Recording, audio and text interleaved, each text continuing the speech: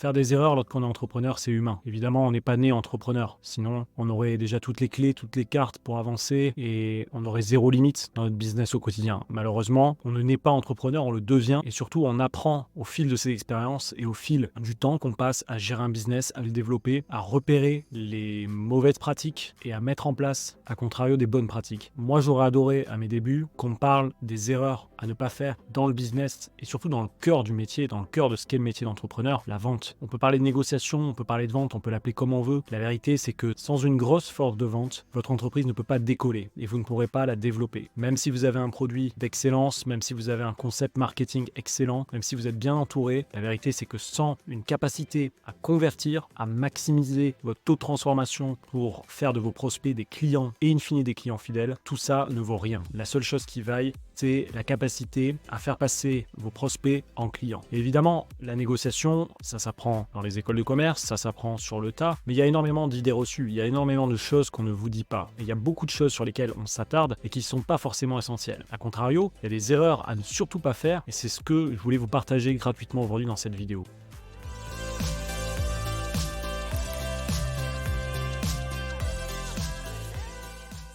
La première erreur, c'est évidemment la base, de ne pas se préparer, de croire qu'une négociation se joue à partir du moment où vous rencontrez votre client ou votre prospect. Et c'est là toute la complexité, c'est qu'une négociation se prépare déjà en amont. Plus vous aurez préparé votre négociation, plus vous serez renseigné sur la personne que vous avez en face de vous, plus vous aurez contextualisé le rendez-vous business qui vous attend, meilleurs seront vos chances de transformer, de performer lors de ce rendez-vous. Et l'objectif, c'est d'exceller. L'objectif, c'est vraiment de faire de chaque opportunité une vraie opportunité business pour maximiser vos ventes. Et ne pas se préparer, c'est une erreur fondamentale. Et en même temps, c'est l'erreur qu'on voit peut-être le plus souvent. Des jeunes diplômés, des gens qui lancent leur boîte et qui y vont à 2000 à l'heure et qui ne préparent pas suffisamment leur rendez-vous. La vérité, c'est que si vous arrivez avec déjà de la préparation de qui est la personne que vous avez en face de vous, de qu'est-ce qu'elle recherche, comment je vais pouvoir l'amener d'un point A où elle se trouve aujourd'hui, c'est-à-dire un point où elle a une problématique, à un point B où j'arrive à résoudre sa problématique en proposant mes produits et services. Et c'est là tout le chemin que vous allez devoir parcourir. Et plus vous êtes préparé à ça, mieux ce sera. Les conséquences de ne pas se préparer, c'est d'avoir beaucoup de mal à répondre aux besoins du client. Et là encore, la base du marketing et la base de la vente, c'est d'identifier des besoins spécifiques pour y répondre. Vous pouvez parler autant que vous voulez de vos produits. Ce qui compte pour la personne que vous avez en face de vous, c'est pas votre produit, c'est son problème. Quand vous avez compris ça, vous avez compris énormément de choses en négociation. Donc non seulement vous allez avoir du mal à convaincre la personne, vous allez avoir du mal à répondre à ses objections et vous risquez au fur et à mesure de la conversation de perdre confiance en vous, ce qui risque de se voir, surtout si vous avez en face de vous une personne expérimentée. Donc les conséquences en fait en bout de chaîne sont énormes. Ne pas préparer ces rendez-vous, c'est une erreur fondamentale. Qui plus est, c'est pas forcément une chose très compliquée. Il faut juste le mettre dans sa checklist, bien préparer ses rendez-vous, prendre le temps d'étudier les rendez-vous. Et croyez-moi, vous allez vraiment avoir un avantage concurrentiel par rapport à vos concurrents. Alors vous allez me dire, oui mais moi j'ai une boutique d'épicerie fine, clairement je ne vais pas préparer les clients que je vais rencontrer dans ma journée parce que par définition je ne peux pas savoir qui va passer dans ma boutique. Ok,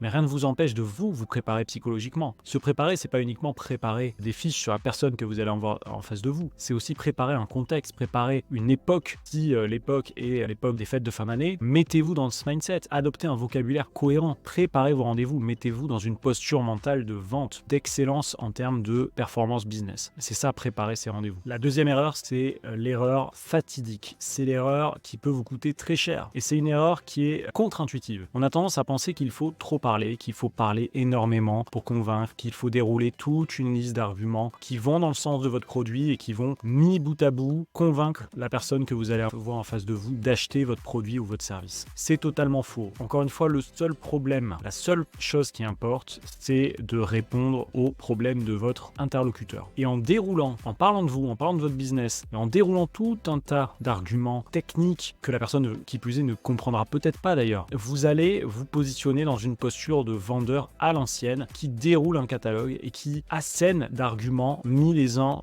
côté des autres jusqu'à ce que l'acte d'achat soit déclenché. Et en fait, ce qui va se passer, c'est l'effet inverse. Vous risquez de dégoûter la personne que vous allez avoir en face de vous. Vous risquez de lui montrer vos failles, c'est-à-dire ce besoin de trop parler pour masquer une sorte de confiance en vous et in fine en votre produit, ce qui risque de déclencher encore une fois l'effet inverse et de créer du doute. Et le doute, c'est l'ennemi en vente. Il faut créer de la confiance, pas du doute. Donc, à partir du moment où vous avez créé le doute, ça va être très compliqué de rebrousser chemin et de rattraper cette confiance que vous avez perdue chez votre interlocuteur. Donc ne parlez pas trop. Restez efficace, faites des phrases le plus court possible. Quand vous sentez que vous partez en monologue, arrêtez-vous. Faites une pause. Aucune vente ne s'est terminée parce que le vendeur a eu besoin de boire un verre d'eau, de respirer un petit peu, de faire une pause. Parler d'autre chose 5 minutes, ça peut que faire du bien à tout le monde, ça peut que détendre l'atmosphère et ça peut que vous repositionner et vous recentrer sur l'essentiel. Pensez à l'essentiel. La problématique, comment j'y réponds. Et au milieu, on glisse son produit ou son service. Mais jamais, l'objectif n'est de partir de son produit pour aller vers le client. On part du client et on va vers son produit qu'on ramène en fonction du contexte de son client. Ça, c'est hyper important. Utilisez le silence. Faites une pause, faites un break. Ça va vous faire du bien, ça va vous permettre de vous repositionner sur l'essentiel du rendez-vous et ça va faire du bien à votre client qui risque de se lasser à force de vous entendre répéter des arguments qui, pour la plupart, ne le toucheront pas. On dit toujours que 80% des clients sont sensibles à 20 des arguments. Le plus dur, c'est de comprendre quels arguments vont faire mouche. Et pour comprendre ça, le plus simple, c'est pas forcément de dérouler tous les arguments. C'est d'aller se demander qui est la personne qu'on a en face de nous, encore une fois, pour aller chercher l'argument qui va faire mouche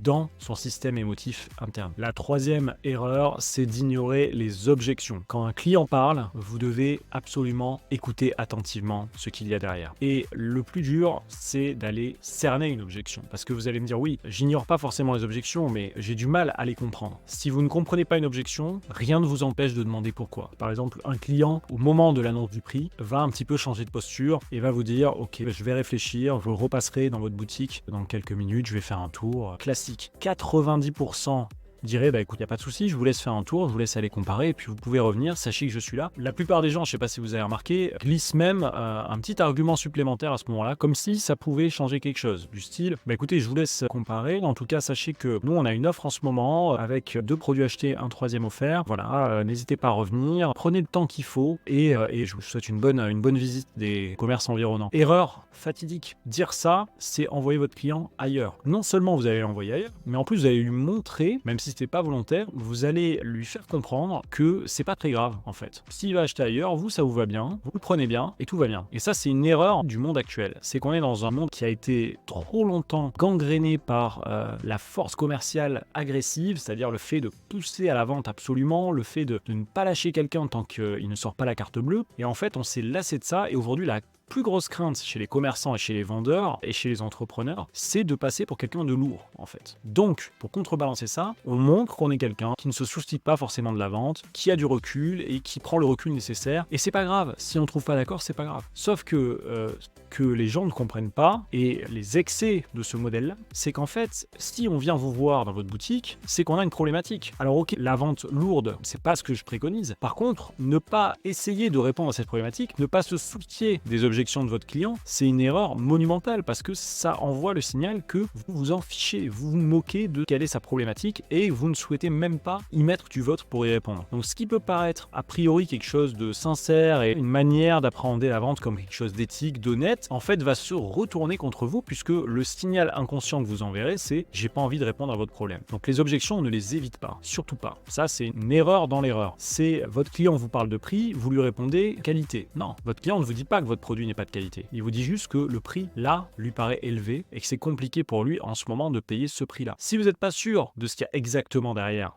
c'est trop cher ou derrière je vais réfléchir, derrière c'est pas la priorité, je vais étudier un petit peu ce qui se fait ailleurs. Ce n'est pas une objection. C'est juste la façade de l'objection. Ces phrases-là, elles veulent tout et rien dire. C'est trop cher, ça peut vouloir dire j'ai pas l'argent sur le moment. Ça peut vouloir dire je trouve que le produit ne me paraît pas en bonne qualité pour justifier ce prix-là. Et ça peut vouloir dire je ne me vois pas mettre un tel prix, même si j'en ai les moyens, aujourd'hui, sur ce type de produit-là. Vous voyez les subtilités que ce qu'on appelle une objection peuvent revêtir. Et en fait, le problème de la plupart des gens, c'est que on va s'arrêter à la phrase « c'est trop cher ». Et à partir de là, on va interpréter ce que le « c'est trop cher » veut dire et on va répondre directement à cette objection qui n'en est pas une en fait, la partie émergée de l'iceberg. Vous, votre travail, c'est d'aller chercher l'iceberg, la partie enfouie de l'iceberg. C'est d'aller creuser un peu derrière. Et faire ça, c'est pas très compliqué. Il suffit de poser des questions ouvertes. Pourquoi? Comment ça? Vous pouvez m'en dire plus? Qu'est-ce que vous entendez par cher? Qu'est-ce que vous entendez par délai? Qu'est-ce que vous entendez par qualité? Vous parlez de quoi exactement? De la qualité du produit ou la qualité du service qui va avec? Vous voyez, on peut dérouler comme ça et rentrer dans le détail de l'objection. En fait, l'idée, c'est d'aller chercher l'émotion derrière l'objection. Déjà, d'aller chercher la vraie objection et ensuite d'aller déclencher l'émotion. Et l'erreur, ça serait de s'arrêter à l'objection, à la face visible de l'objection. Clarifier une objection, ça va montrer également votre capacité à comprendre le client. Ça va développer ce sentiment que